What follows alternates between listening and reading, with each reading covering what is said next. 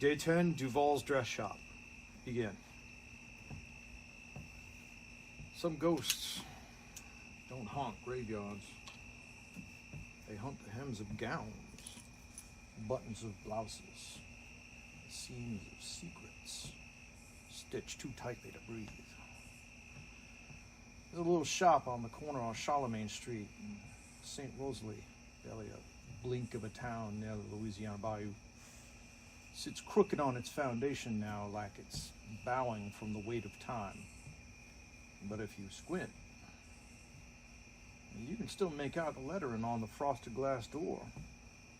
Duval's Dress Shop, custom designed since 1897. They say that shop closed decades ago, and yet the bell above the door still rings on some nights, even when there's no one near the threshold. Colette Duval was once the most sought-after seamstress in St. Rosalie. The wealthy, the debutantes, the brides, they all came to her for gowns that fit like a memory. She was quiet, kept to herself, never married, wore her raven hair in a tight bun and her spectacles on a chain. You know the look. But oh, how she stitched. Every dress from Duval's was a masterpiece. Draped in velvet, stitched with lace, and smelling faintly of roses and candle wax. The townsfolk said she put pieces of her own soul into each gown, and maybe she did. The town's lore centers on one dress in particular. It was the summer of 1912.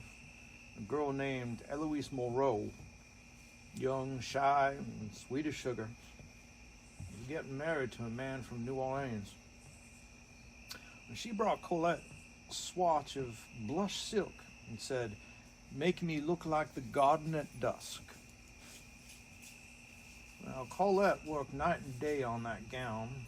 It was pale rose with hand-stitched pearls and a lace train that trailed like mist. She even crafted a matching veil, the embroidery with tiny blossoms.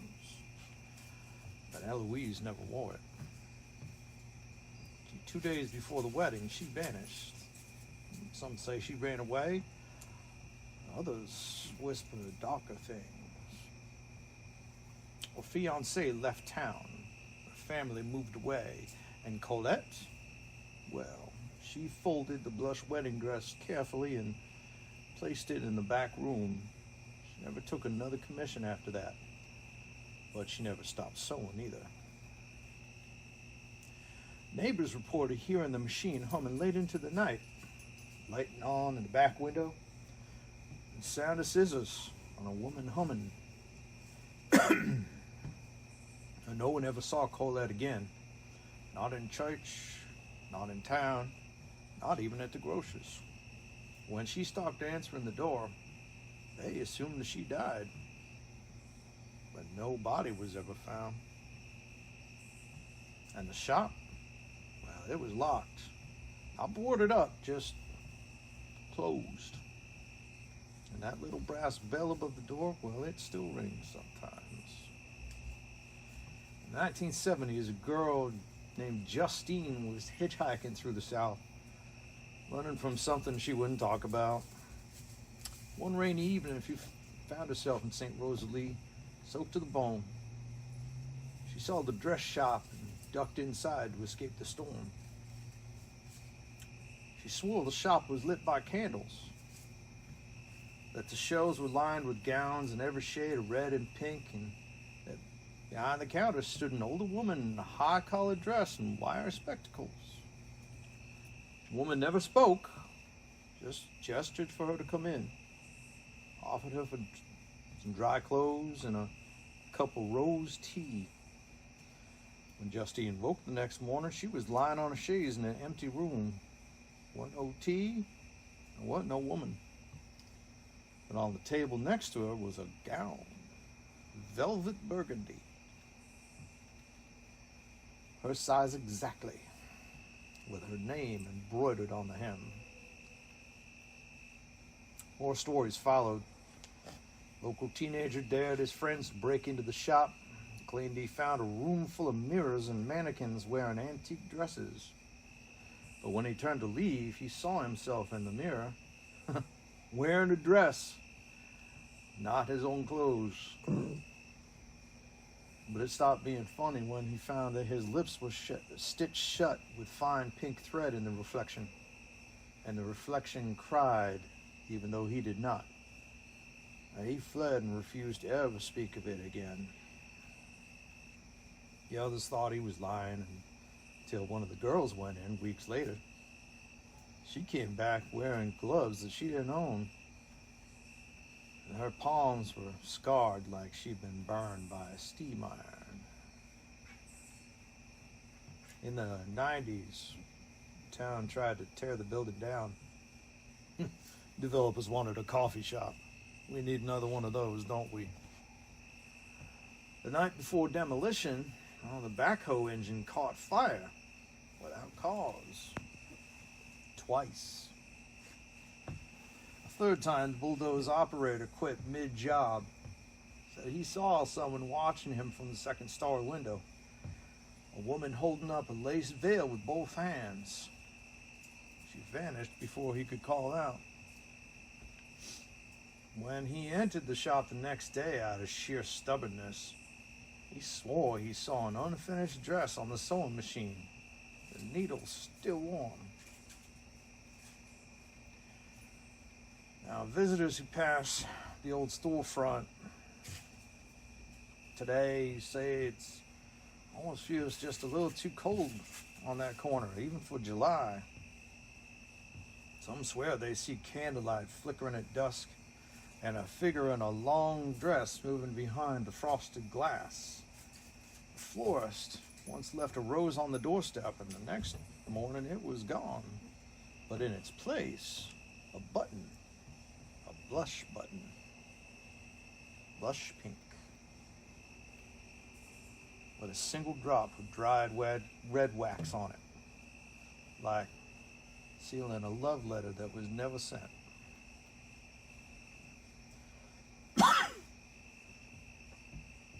Well, they say every dress ever made by Colette Duval still exists somewhere, tucked in trunks, hidden in attics, hanging in old wardrobes across the South. And when the moon is high, the air still, they rustle. Not from breeze, not from moths. They rustle because they remember the hands that made them, and the grief they felt, the obsession, the stories no one told. Because Colette didn't just stitch fabric, she stitched feeling. And maybe, well, just maybe, that last blush wedding dress, the one never worn, still waits, still hopes, and still cries. Join us tomorrow night for more Southern Gothic Tales.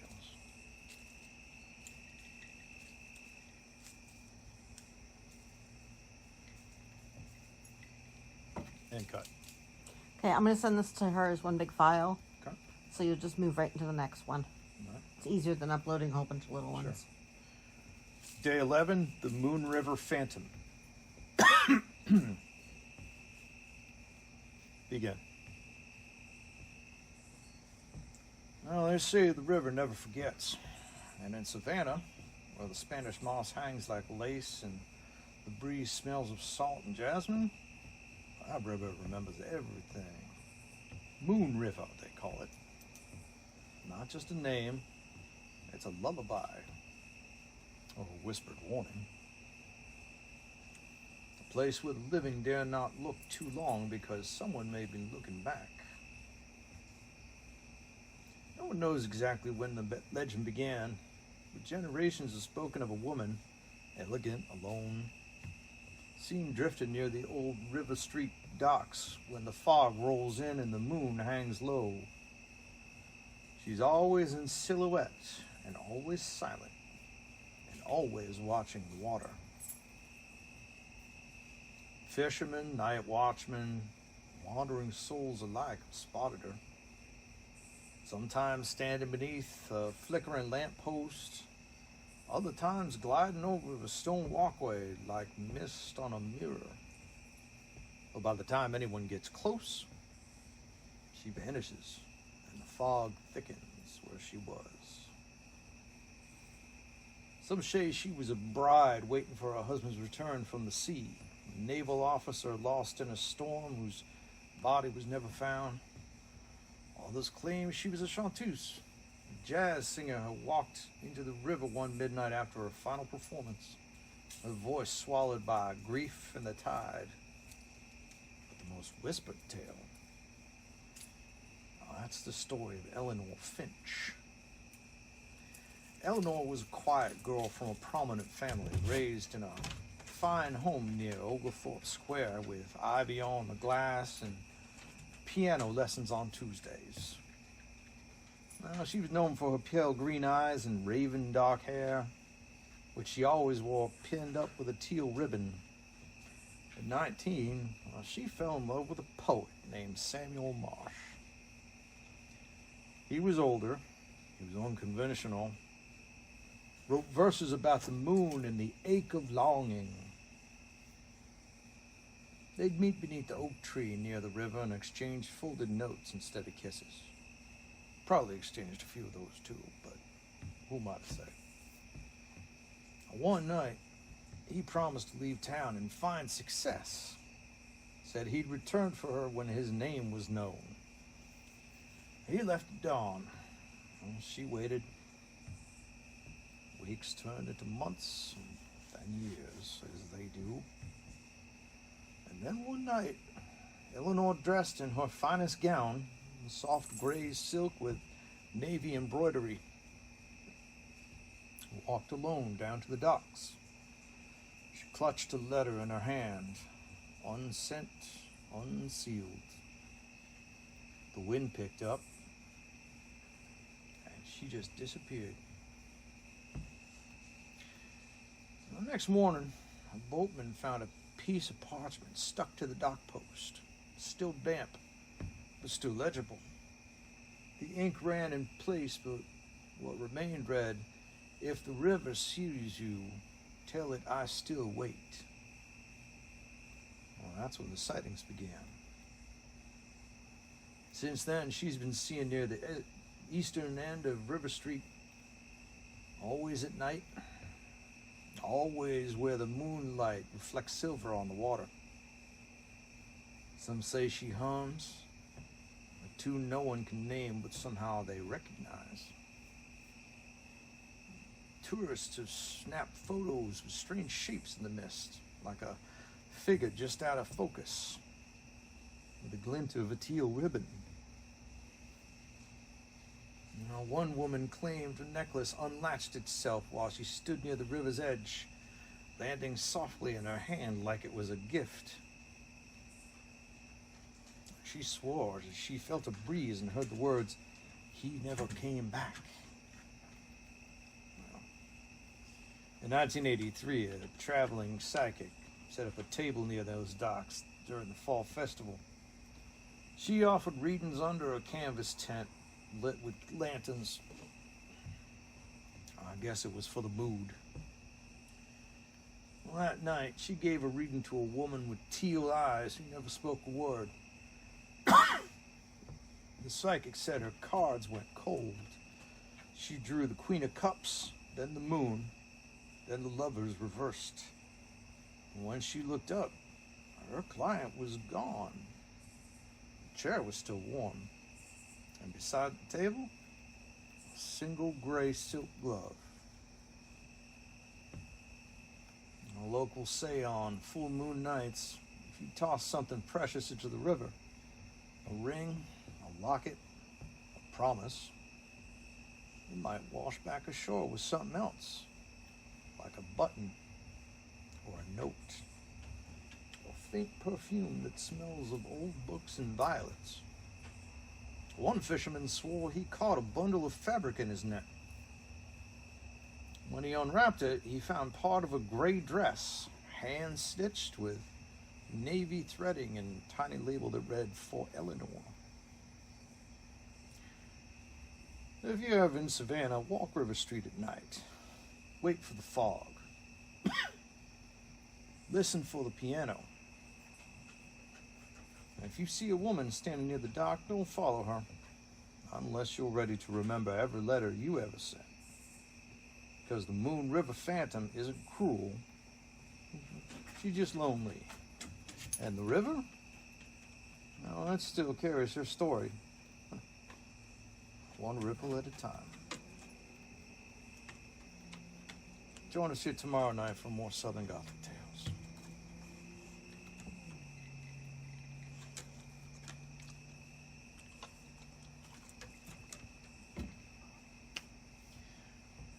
Make sure, because I see you were looking away, just make sure that the framing doesn't wander. Yep. Nope. Okay. It's relaxing. You're putting me to sleep almost. Are these porch lights out here on dot? Yeah. What's the code word? Porch string lights. Alexa, turn off porch string lights. Okay. I'm going to see how that looks. Well, now you can see them front lit and side lit. Yeah, they look fine. Right. Alexa, turn on porch string lights. It doesn't matter. You look good either way. Right. Alexa, turn off porch string lights. Okay. Day 12, The Man in Gray. Begin. There's something about an empty theater that makes you whisper, even when no one's around. Maybe it's the hush of the velvet curtains, or the way the chandeliers flicker just once before settling. Or maybe it's because you feel like you're not alone. In the heart of an old southern town, one with more ghosts than guests, stands a grand theater, long past its prime. The paint peels, the programs are yellowed, and the dressing rooms still smell faintly of grease paint and dust. If you ask anyone who's worked there, stagehands, ushers, even those brave enough to play leading roles, they'll tell you the same thing. Beware the man in gray. They call him the man in gray because that's what he wears. A long ash-colored coat with polished boots and a felted top that throws his face into shadow. He appears in the wings, sometimes in the balcony, sometimes backstage, always watching, never clapping, never moving, never blinking, and then he'd just be gone. 1911, the theater's most famous actress, Eleanor Devereaux, was preparing for the final show of her farewell tour. She had played Juliet, Lady Macbeth, Ophelia, but that night she was set to debut a new role, the widow of Riverbend. During dress rehearsal, she kept forgetting her lines, something she never did. Afterwards, she told the director, "There was a man in the third row. I couldn't see his face, but I felt like his eyes were like ice." The director swore no one was there. The house had been empty. But when the curtain rose on opening night, Eleanor never came to that stage. They found her backstage in a faint, makeup running, lips blue as the velvet curtain. And she whispered, "He's waiting in the wings." She never performed again. In the 1930s, the theater became home to a ballet company. One young dancer, Marietta Rousseau, claimed she would feel a cold breeze before every fall, literally fall. Twist her ankle, drop from a lift, collapse mid-pirouette. She called it the gray warning. One night after a disastrous rehearsal, she stormed onto the stage alone to confront whatever haunted her. When the stage lights flicked on moments later, she was gone.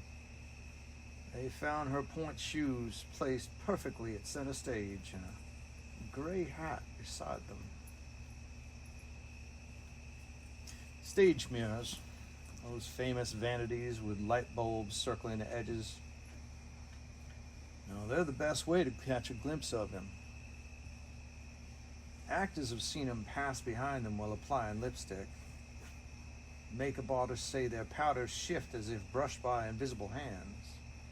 One costumer claimed she saw the hem of a gray coat floating just behind her client's reflection. But as she turned around, there was nothing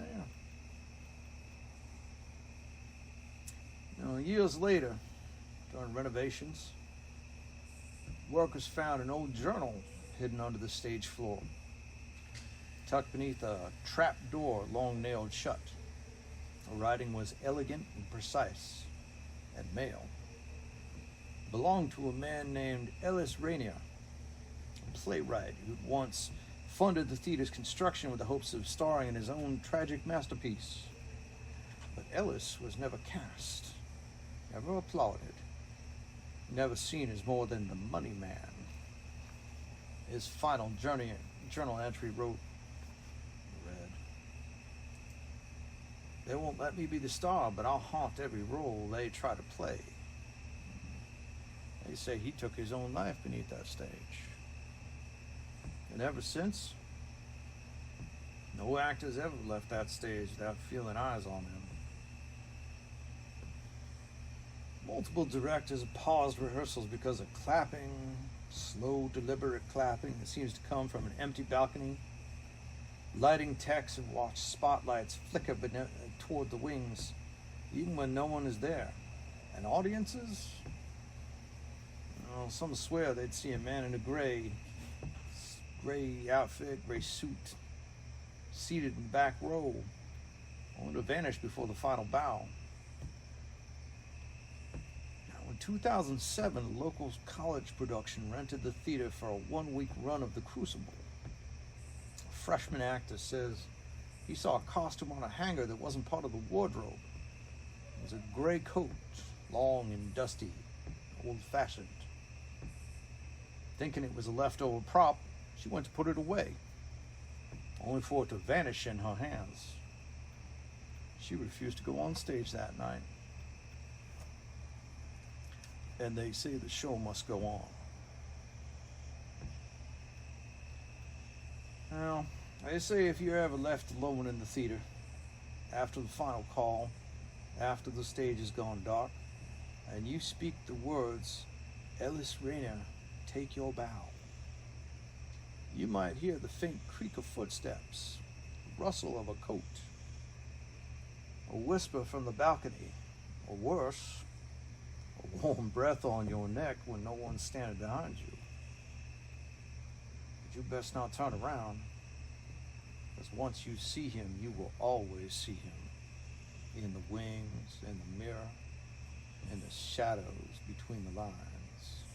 And he will be waiting for your final scene. Join us tomorrow night for our final Southern Gothic Tale. Fabulous.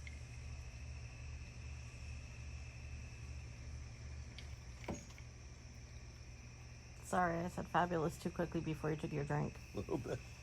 It's okay. With some editing, we'll never even know it. Day 13, the Casket Girls. Yay, last one. Begin. There's a building in New Orleans, pale as bone, shuttered tight, standing where the fog rolls off the river and slips into narrow alleys like a whisper. Locals cross the street to avoid it. Tour guides linger too long outside it. And history? Oh, history just tried to forget it. But the house does not forget, and neither do the Casket Girls.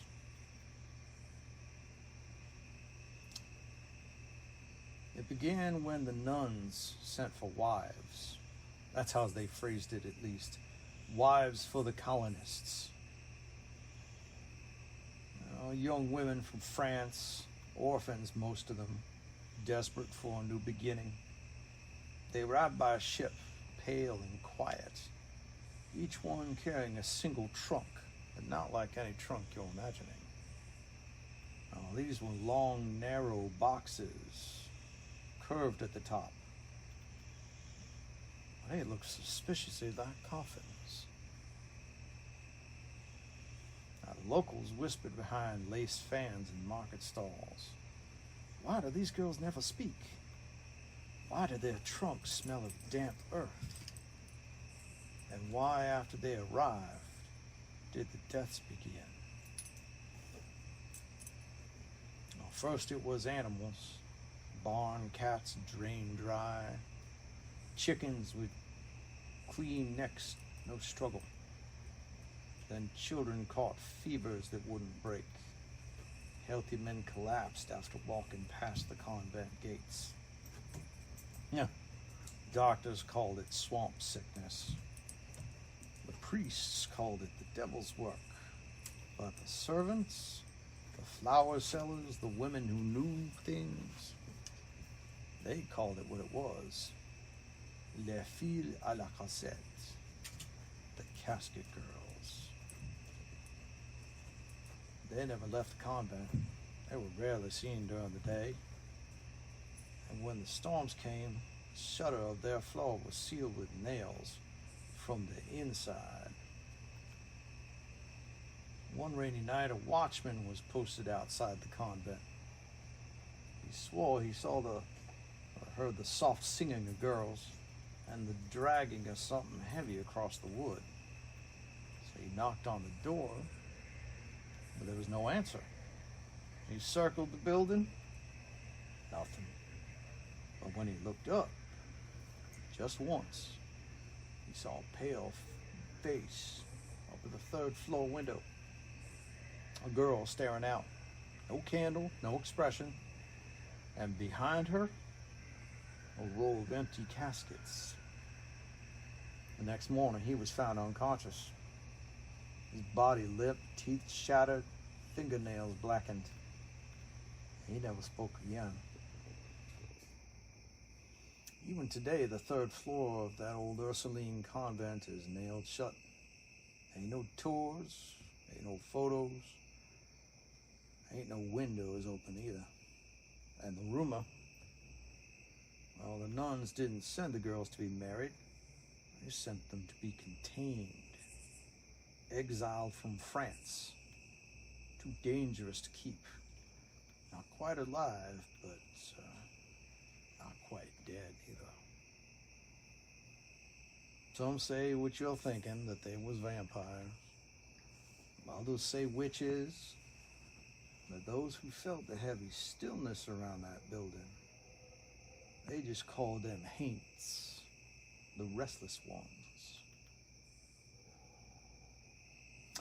In the 1970s, a young student, Amy Marchand, spent a semester abroad in New Orleans and dared sneak inside with a new friend. They found the stairwell that led to the sealed door, found the rusted nails, the warped wood. Now, one boy had come with him. He was braver than the rest. He used a crowbar. The wood groaned and split. The moment they opened that door, every candle they carried went out. From the darkness, they heard a whisper, "Close it." Amy ran, and that boy, they found him hours later, curled in the chapel, mumbling the language that no one recognized. He never returned to school. Amy never told anyone else, but she wrote it in her diary. They don't want to leave, but they don't want to be locked away forever. Local seamstresses speak of girls who come to them requesting dresses like the old days. Lace-up bodices, high collars, floor-length skirts, pale girls, quiet voices, no reflection in the mirror. One dressmaker recalled pinning a hem in her needle-pierced skin. There was no blood, just dust. She burned that dress that night. They say on full moon nights, if you stand in Jackson Square and look just right, you'll see figures on the convent's balcony. Girls with long hair and eyes like frost, carrying boxes too long to be luggage. They watch, and they wait. And if the air smells like lavender and old earth, don't look directly at them. Because once you meet the eyes of a casket girl, they follow you in your dreams, in mirrors, and whispers just behind your ear. There's an old prayer the Ursuline sisters once taught the schoolgirls, passed down like a superstition. Lord, seal the shutters, seal the sleep. Let what lies within never wake nor weep. They no longer teach it, but sometimes, just before dawn, when the fog hangs low over the French Quarter, the shutters will creak open just an inch, just enough. If you pass by clutching your yarn or your rosary tight, you might hear the faint sound of a music box or a girl humming softly, waiting, just waiting. Well, I'm afraid that's all the Gothic tales I got now. But don't worry.